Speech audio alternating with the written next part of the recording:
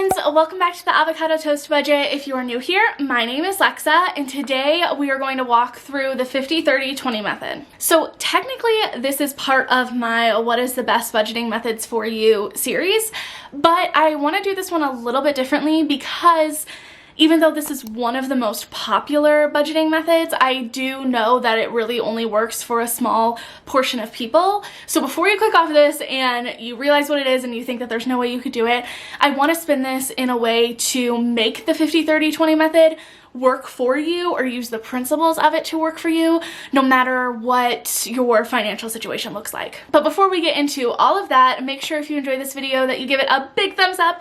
It really helps out the YouTube algorithm, helps boost this video to the top.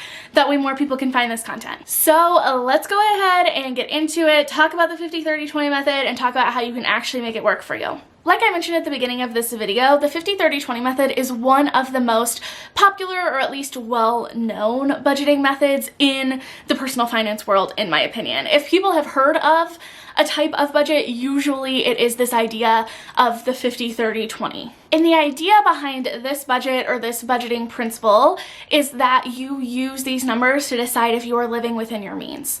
So let's go ahead and talk about what this even means. The 50-30-20 method is made up of 50% needs, 30% wants, and 20% savings. But again, before you click off thinking that there's no way that this budget would ever work for you, your needs are way above 50% of your income, I want to talk about how you can use this and spin this in a way that actually works for the majority of people. Because let's be honest here, the majority of people do not fall into this.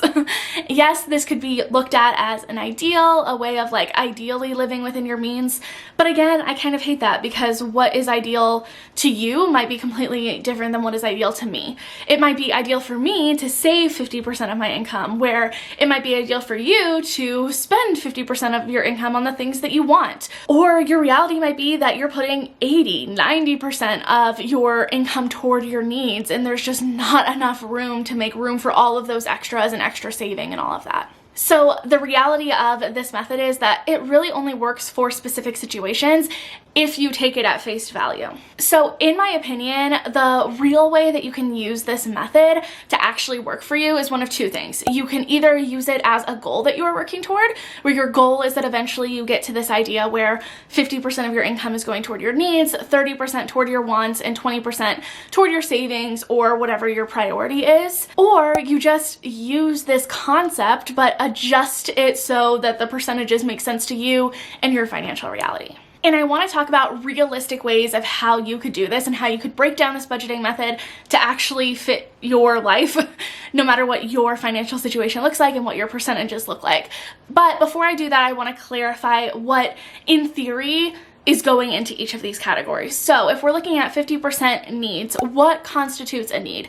When I am looking at what constitutes a need in my budget, I am thinking, if I had to cut back on absolutely everything, what are the things that have to get paid or have to get funded for and be included in my budget in order for me to get by? So these would be things like basic groceries, basic clothing, rent or your mortgage, utilities, your car payment, car insurance, gas to get to work, all of those things that you need to keep the lights on, to be able to get to work, and to be able to survive. I think what sometimes can happen is that people start to include things in their needs that aren't actually needs. They're more wants that are disguised as needs. And again, here at the ATB, I'm all about a balanced budget, but if you're looking to try to cut back and balance out your percentages a little bit more, I definitely think it's important to understand what in an ideal world a need is and what a need actually means to you, and make sure that your wants aren't disguising themselves as your needs. So again, all of these are just examples. Of course, adjust it to your life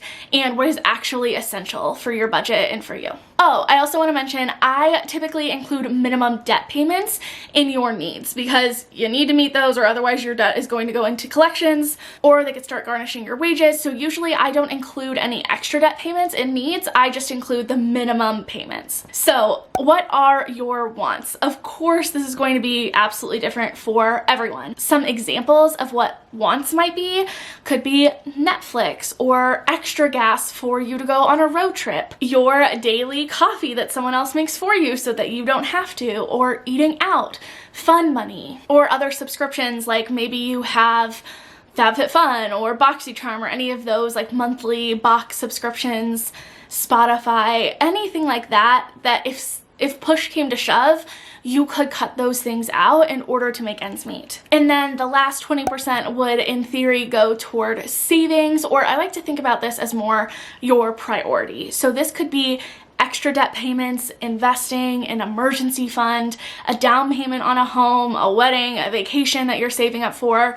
Any of these things could count as savings or your priorities. So now that we have established what in theory would go into each of these categories, let's talk about how you can actually make this budgeting method work for you. The first thing that I would do is figure out how much you are spending in needs. Because let's be honest, this probably isn't going to be able to change much. Your essentials are your essentials and you can't really cut back on them. So you want to figure out what that percentage is. Where are you at? How much of your income?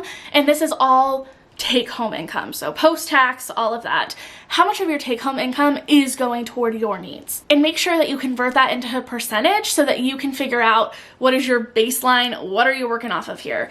Do you have an extra 80% to put toward wants and your saving, or do you have an extra 10% to put toward wants and your saving? And if as you are making this list of your needs, you're starting to realize that there are things that you could cut back on that you're including in your needs category, just ask yourself if those are really needs or if, again, those are wants that are disguising themselves as needs. Because in theory, these needs, these essentials, probably won't be able to get cut back on very much because they are the bare minimum of what you need to get by. So once you have listed all of those out and you have done the math to figure out what percent of your take-home pay are going toward your needs and your essentials, the next thing that I would do is split the remaining percent into saving and spending, depending on your goals and depending on your reality and what works for you. So far, this might look like you realizing that right now, 80% of your income is going toward your needs and your essentials. And you want to make sure that you are still saving some, so you're going to save 5% of your income and spend the rest of the 15%. Another example might be that you realize that your needs are only 20% of your income, and you have some really hefty investing and debt payoff and savings goals that you want to put a whole 50% of your income toward. So you have 20% needs, 30% spending, and 50% toward your saving, investing, and debt payoff goals. Again, don't get too caught up on the 50, 30, 20 numbers. Just do what is realistic and what works for you. And then the next time that you get paid, automatically transfer that percent that you are putting towards savings into a separate savings account. If you can do this before you even get paid, like if your employer allows you to put a certain percent into a checking account and a certain percent into a savings account, I would do it automatically. That way you never have to see that money. You're never tempted to not put that money into savings, and it's just automatically there. But if not, you can either just set up automatic contributions to take money from your checking and put it into savings, or you can just do the math every time you get paid and put that percent into your savings account, and you know it's there for your savings or your other goals. After you do that, inside of the checking account that you got paid, you are left with your money for your needs and your money for your wants. And if I were you, I would split these up too. I would go ahead and just take the money that you know is dedicated toward your wants and put it in a different checking account that is linked to a different card. That way you know until you get paid again, that is your spending money. This is a really easy way for you to kind of automate your finances in a way that you are technically still budgeting because you know where all of your money is going and you have a plan for that money, but it's a really easy way to make sure that you're sticking to it, because if you look in that account and you see that you have $800 in there, but that account is for your wants and your needs, you might end up overspending and then you don't have enough money for the things that you actually have to pay. So if you just go ahead and right off the bat separate those two things and only take money out of that wants account for the wants, the needs account for the needs, it's gonna make everything so much easier. So to break that down, checking number one, which is where all of your money gets direct deposited from your job, the first day that it goes in there, you are going to send the percent of savings to your savings account number one, and you are going to send your percent of wants to your checking account number two. And make sure whatever checking account that is, that you either have it set up with a debit card, or if you feel comfortable handling credit cards, you have it set up to a credit card as well. That way, basically your savings, your needs, and your wants all have separate accounts, so you don't have to sit there and do the math every time and try to figure out how much have I spent on wants, how much of this still needs to get funded for my car insurance and gas this month. It's all taken care of because it's where it needs to be, so you can quickly look and see how much of it money you have available in each of those categories. And from there, if you want to start working more toward a different balance for your money, if you want to be able to save more, or you want to be able to put more money toward enjoying life and spending it on the things that you love, set a goal for yourself and just know that any time that you either get extra money or your income increases, rather than increasing the amount that you are spending on those other categories, like inflating your lifestyle by increasing the amount of rent that you're paying or by buying a nicer house, if that's not one of your goals, if your goal instead is to invest more, rather than spending extra money on your wants and your needs, you'll put that extra money toward your investing, which is going to start balancing out your percentage to make more sense to you. So I hope that all of this made sense and it helped you to conceptualize how you can use the principles of the 50-30-20 method to work for you, even if you are nowhere near those numbers. And that is it for this method. If you enjoyed this video and you learned something cool, make sure to give it a big thumbs up. It really helps out the YouTube algorithm, helps boost this video to the top. That way more people can find this content, and I will see you all next time. Bye.